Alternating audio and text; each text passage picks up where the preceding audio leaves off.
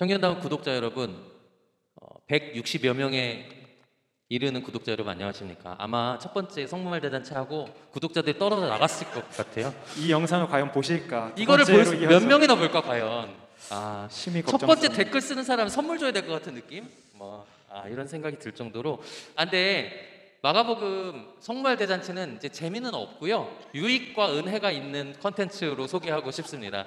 그렇지만 중간중간에 재밌을 수도 있으니까 여러분 다 들어주시면 저희 네 분이 청년부 예배 설교 중에 이 내용 중에 하나를 퀴즈로 내서 맞추면 선물을 주는 걸로 하시죠.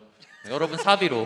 그래서 그렇게 하면 좀 다 보지 않을까 생각이 듭니다. 마가복음 개요 어떠셨어요? 몰랐던 부분도 있으시고 또 복음에 대한 이야기도 좀 나눴는데, 본격적으로 저희 이제 새 꼭지에 대한 이야기를 할 건데요. 특별히 마가복음 1장부터 5장까지는 갈릴리, 칼로 쫙 자를 정도로 나눠질 수 없지만 갈릴리 이야기, 그리고 6장부터 10장까지는 예루살렘으로 가는 도중, 그리고 11장부터 나머지 16장까지는 예루살렘에서 이야기, 십자가와 부활 이야기로 나눠질 수 있는데, 마가복음 1장부터 5장까지는 갈릴리에서의 예수님의 사역이에요. 근데 마가복음 독특한 건 뭐냐면 갈릴리에서 시작하신 그 복음의 이야기에 탄생의 이야기가 없다는 거예요. 탄생의 이야기는 어디 간 데가 없어요. 탄생은 마태복음과 누가복음에만 있다는 거 여러분 모르셨죠? 모르시는 분 꽤 있으시더라고요. 그래서 바로 예수님이 성인으로 나타나십니다. 그 이야기를 이제 하려고 하는데요. 성경을 이제 다 읽으셨던 목사님들이 이 5개의 이야기, 5장의 이야기 중에 결정적 장면 하나와 최고의 구절 하나씩을 뽑아 오셨어요. 그러니까 여러분 요것만 아시면 마가복음 1독 하신 거예요. 그러니까 여러분 우리 이제부터 한 분 한 분의 이야기를 좀 들어보도록 하겠습니다. 재미없는 순으로 시작해야 될 것 같아요. 그래서 자, 지금 제일 텐션이 떨어져 있으신 느림보님 지금 백신 맞아서, 어제 백신 맞아서 지금 몸이 안 좋으세요. 빨리 말하고 쉬게 하는 게 좋을 것 같아서 느림보님부터 결정적 장면과 최고의 구절 하나씩 소개해 주시죠. 네, 저는 결정적 장면은 고민을 많이 했는데요. 1장 18절에 네. 예수님 제자들 부르시는 장면. 1장에 제자를 부르시는군요. 네. 그 중에서도 특별히 고기 잡던 어부들이 그물을 다 버려두고 예수님을 따랐다. 이 장면이 저는 결정 장면에 하나 들어가지 않을까. 왜 결정 장면으로 뽑으셨어요? 일단 저는 이 마가복음이 복음의 이야기지만, 그리고 예수님으로 시작되는 이야기지만, 이 복음의 이야기가 쭉쭉 뻗어나가는데 아주 결정적인 역할을 하는 건 제자들의 삶, 그렇죠. 복음을 따라가는 사람들의 삶이 중요하기 때문에, 그렇죠. 어찌 보면 제자들이 예수님을 따르기 시작하는 이 장면이 또 하나의 복음의 시작이 아닐까. 그래서 꼽아봤습니다. 그럼 이제 이걸 읽고 청년들이 저희도 그럼 생계를 다 내팽개치고 다 가야 되나요? 이렇게 질문할 수도 있잖아요. 이거랑 또 어떤, 그래야 되나요? 그럼 우리들도 14조 내고 막 이런 질문을 하는 청년들이 있더라고요. 제가 대답해야 되나요? 네. 그렇죠. 근데 많죠. 저 역시 또 이런 좀 뭐랄까 고민? 아주 뜨거운 격정적인 이런 본문들을 보고 피가 끓었던 적이 있죠. 진짜 다 버려두고 따라가는 게 맞다, 혹은 순교하는 게 맞다, 이런 생각도 가진 적이 있는데, 성경을 조금 더 깊이 보고 신앙생활 하다 보니까 이런 말씀들이 의미하는 건 꼭 제자들의 모습이 이와 같이 다 포기하고 전업을 다 포기하고 따라가는 것만을 예수님을 따르는 길이라고 말하진 않는다는 걸 알아가는 거죠. 맞습니다.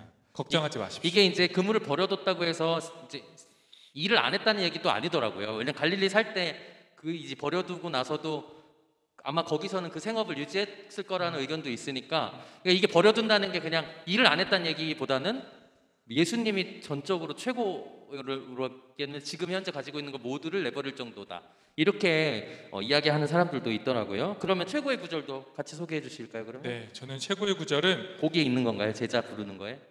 아닙니다. 그래요? 다르군요. 제가 뽑은 결정적인 장면은 이제 제자들이 복음의 시작이라는 그렇죠. 관점에서 하나 뽑은 거고, 오케이. 이제 최고의 구절은 1장 1절, 그야말로 복음이 시작되는 구절. 멋있죠. 네, 하나님의 아들 예수 그리스도의 복음의 시작이라. 그게 왜 최고의 구절입니까? 전반부에.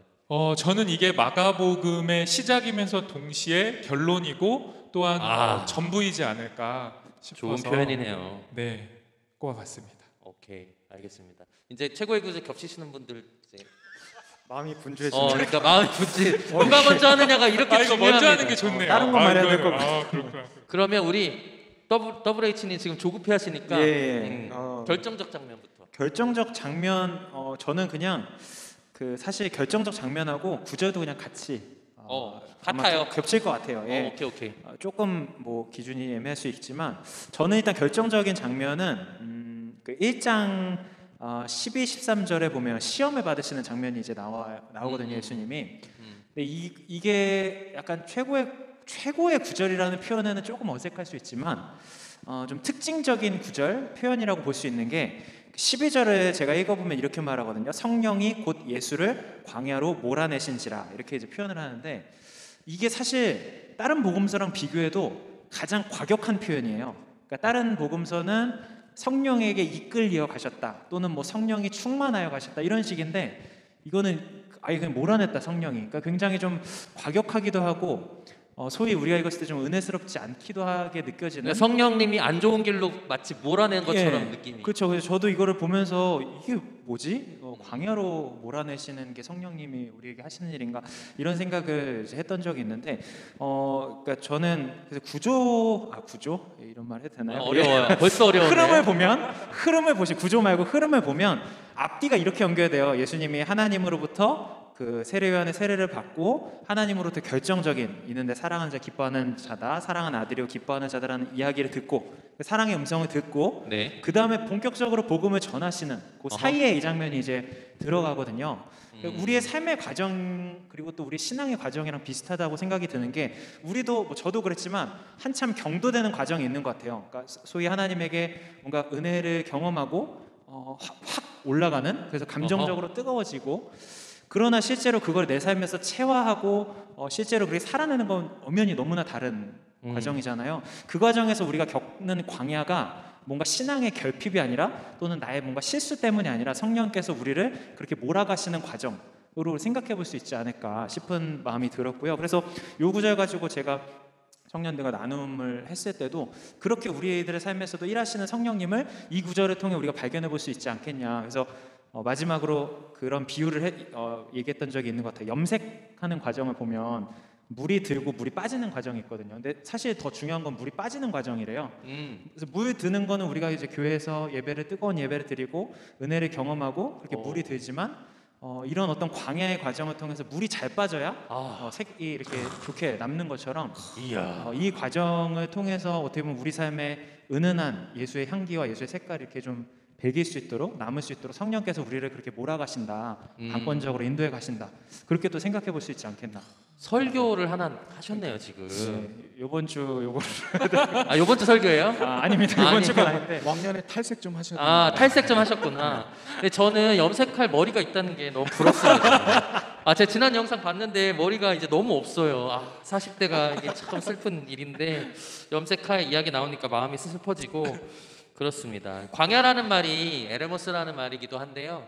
아무것도 없다는 뜻인데 뒤집어 얘기하면 아무것도 없기 때문에 모든 것이 있다. 하나님의 말씀. 그래서 그렇게 좀 아시면 좋을 것 같고 이제 한 방에 정리하실 오늘의 해결사 예쁜 시계를 지금 차고 오셨네요. 우리 은젤리님. 제가 댓글을 보니까 인기가 제일 많으신 것 같아요. 은젤리님이. 그래서 정리해 주시죠. 마가복음 최고의 구절 결정적 장. 적어 왔어 또. 대단한 건 아니고요. 네. 히브리어로 적은 것 같은데. 한글입니다. 네.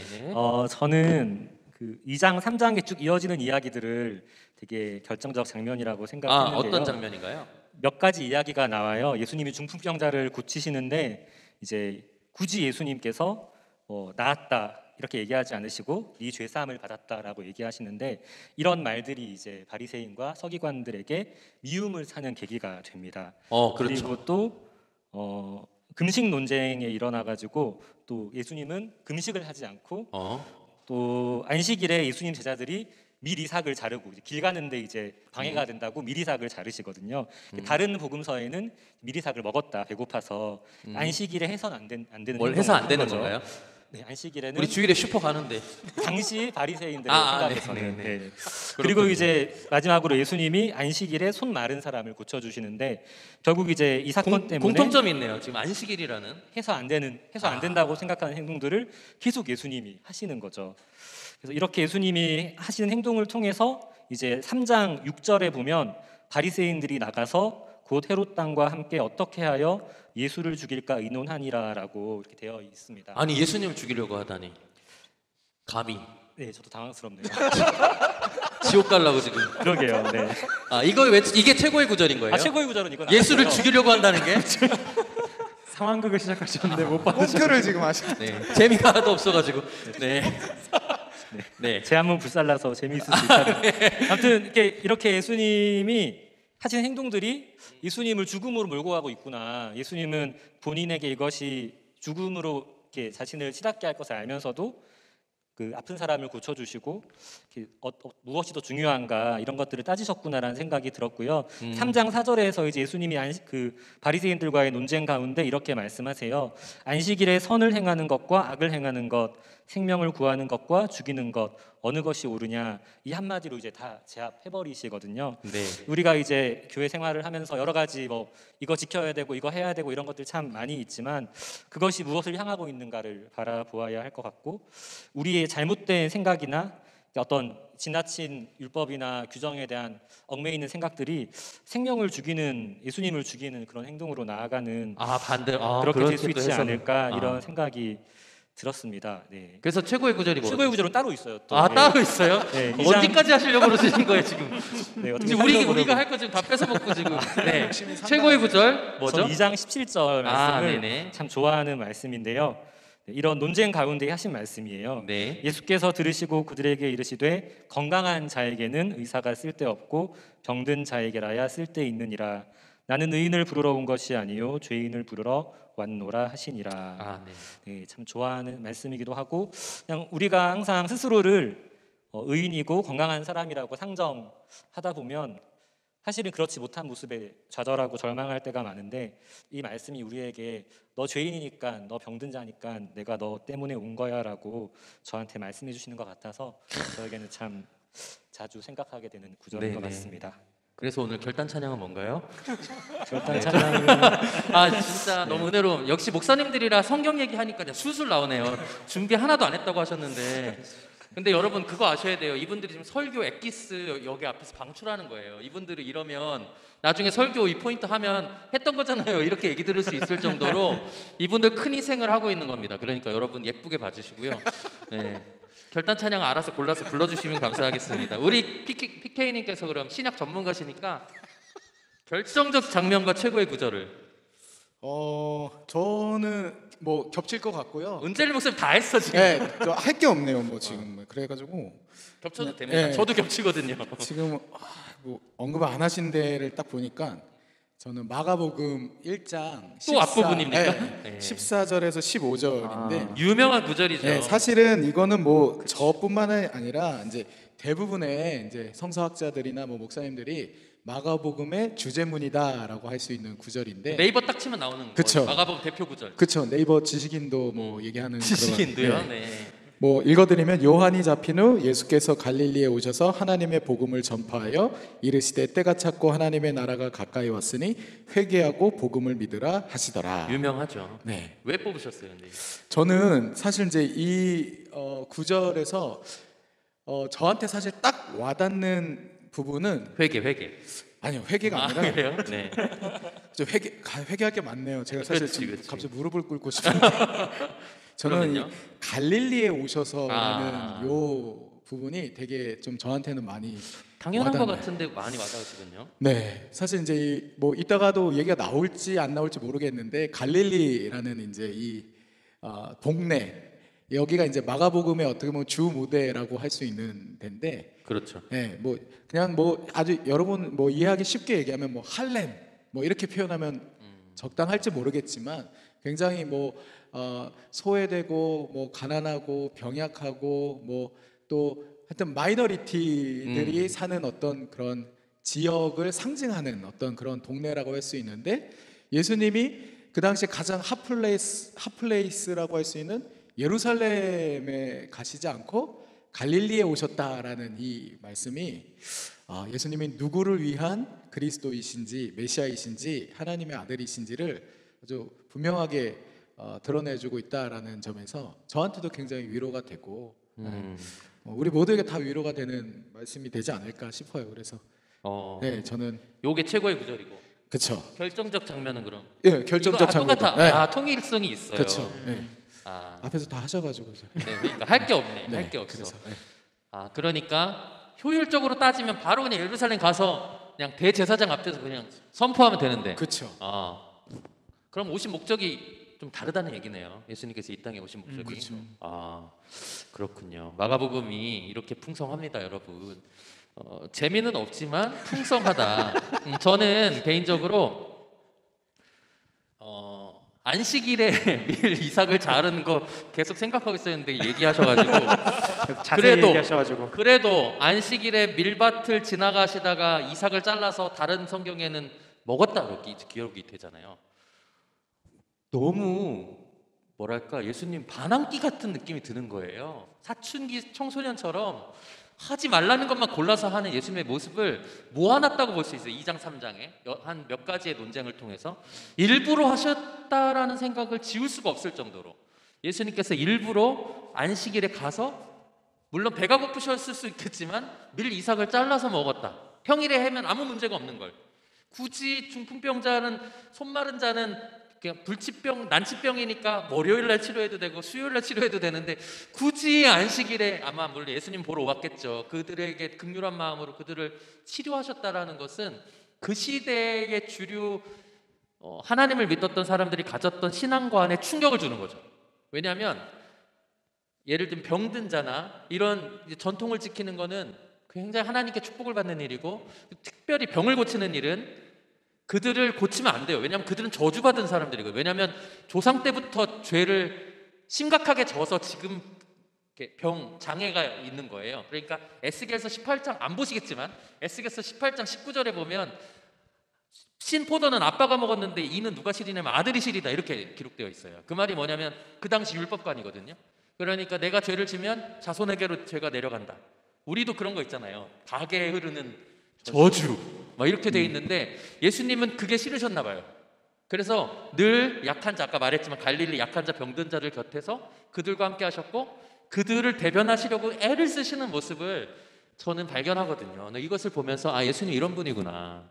예수님 잘못된 복음을 바꾸시면서 그 당시에 가장 소외되고 오늘 여기 나오지 않았지만 묶여서 정신병으로 묶여가지고 마을 바깥에서 격리되어 있던 거라사 광인 미친 사람도 돌봐주시고 그 예수님 그런 모습들이 저에게 있어서 하나님의 아들이라는 개념이 처음에는 그냥 거룩하신 분으로만 생각했는데 이렇게 약한 자들에게 큰 신경을 쓰시는 모습 오히려 주류 학자들을 비판하시는 모습을 보면서 예수님 플렉스가 진짜 대단하시다 그런 생각이 들었습니다. 그런 마음이 들었는데 재미는 없고 이거 어떻게 하면 좋을지 모르겠어요. 저는 설교 안 해도 되는데 이분들은 이제 설교 내용 지금 다 펼쳐보신 거거든요. 혹시 좀 덧붙이고 싶다. 이 5개 장의 이야기 중에 최고의 장면으로요? 아니 뭐 이야기가 안 나왔다거나 하고 싶었던 없군요. 네, 여기까지 하시죠. 맞아요. 저 하나 있어요. 근데 질문하고 싶어요. 아까 은젤리님이 막 얘기하셨잖아요. 왜 예수님을 왜 싫어했을까? 이런 궁금함이 청년들이 있을 것 같아요. 왜 주류 기독교인이 예수님을 싫어하셨을까요? 방금 말씀하신 거 답이 있는 거 아닐까요? 그러니까 싫어하는 것만 골라서 제가요? 저 이유 얘기 안 했는데. 싫어하는 것만 골라서 하니까. 근데 그게 왜 그들에게는 예수님을 죽일 만큼 그랬을까요? 안 나오는군요. 그러니까 예수님이 바른 말과 행동을 하시는데 그게 불편하다면 그 당시에 유대인들이 철석같이 믿고 있던 제도와 어떤 그렇죠. 관습들이 잘못된 것이지 않았을까. 그런데 예수님께서 하신 행동이 자기들이 이거 흔들리면 안 된다고 생각하는 그런 제도와 율법들을 자꾸 흔드는 거죠. 이 사람들은 그렇다면 정말 이렇게 생명의 하나님을 믿고 있었는가 아니면 자신들의 제도와 전통을 믿었었는가 돌아보아야 하지 않았을까 이런 생각이 듭니다. 그렇죠. 그게 깨지면 돈줄이 날아간다. 그들의 기득권. 왜냐하면 그들이 그런 것들을 선포하면서 어떤 자기 자리를 지켜왔으니까 예수님 그걸 깨버리는 순간 자기의 그 위치에서 오는 예를 월급이라든지 기득권도 다 날아가기 때문에 아마 예수님을 죽이려 하지 않았을까라는 생각을 저도 해보게 됩니다. 그러면 첫 번째 순서, 두 번째 순서죠? 네, 여기까지 하도록 하고 여러분 제발 부탁드려요. 그 다음 편도 꼭 들어주시면 재미는 없지만 그 감동이 있지 않으세요, 여러분? 그러니까 우리 함께 나누면 좋을 것 같습니다. 여기까지 두 번째 시간 가져보도록 하겠습니다. 감사합니다. 고맙습니다. 고맙습니다. 해야 될 것 같은데.